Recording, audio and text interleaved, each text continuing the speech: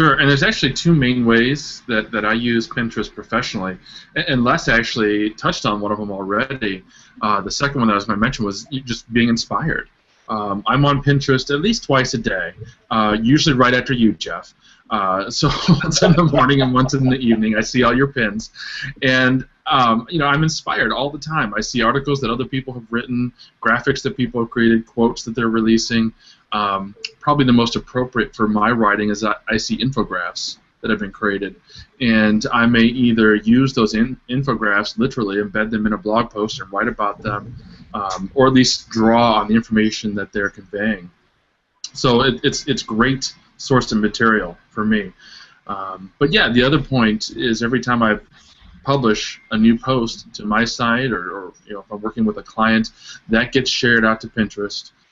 And some of the things that I've learned very, very recently, probably the biggest thing is that image itself. I mean, everyone knows, Pinterest is all about the images. And I've always included images with my blog post. It's preached to my clients to include images. But it's not enough anymore just to have an interesting image that's kind of tied to your blog post. One of my most popular all-time posts was how not to use Google+, and at the time I had this image that I thought was just so cool. It was a crumbling foundation, and it was very, I don't know, insightful, I guess. It was tied to the thought that I was trying to convey with the post. But if you look at it now, it has nothing to do with the article. It's just an image of a foundation that's crumbling.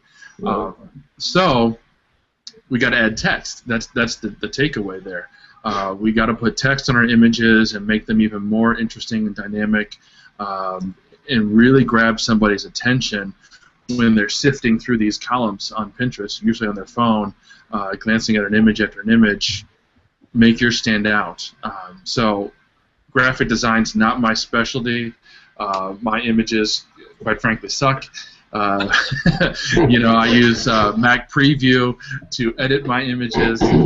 That's about as good as they get, but it's working.